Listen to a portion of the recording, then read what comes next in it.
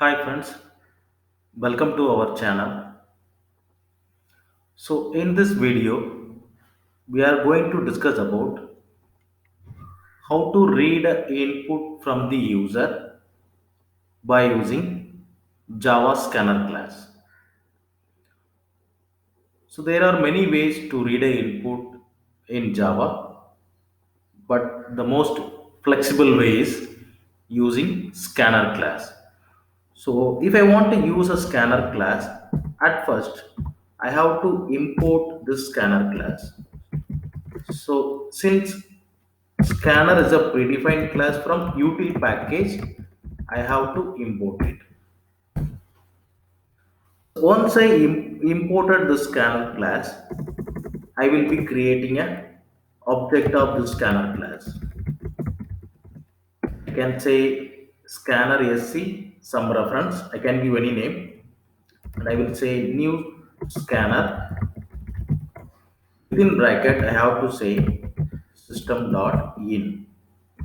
So in is nothing but input. Finally, this is a way to initialize scanner class object. So now my scanner class object is ready. With the help of this scanner class object, I can read a input by calling various methods of scanner class. First, let me assume that I want to read one integer value. Let it be employee ID.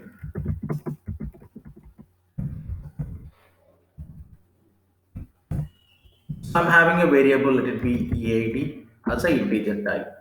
So now I am going to read this input from the user. Since it's an integer input, I will be using a method next int. So by using scanner class object, I can call a method next int. With the help of this next int method, I can read a integer input.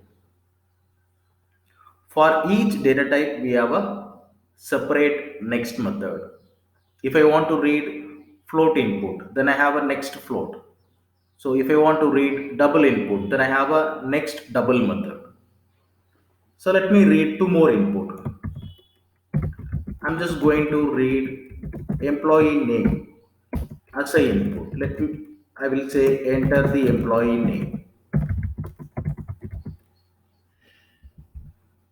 Since employee's name is a string type, I'm just having a string variable ename.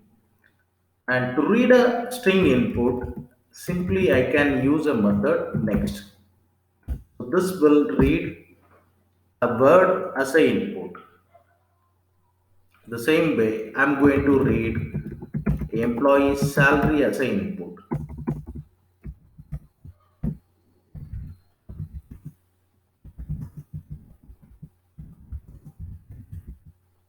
Let me assume that employee salary is a float type. So I will be declaring a float variable. Let it be e salary equal sc dot next float. Like this, by using scanner object, you can read any type of input from the user. So now just to verify our output, I'm just displaying all the three values one by one. So first I'm displaying the ID. It's nothing but EAD variable. The same way I'm going to display the remaining two.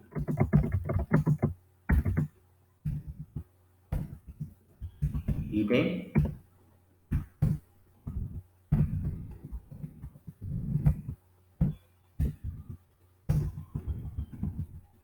salary.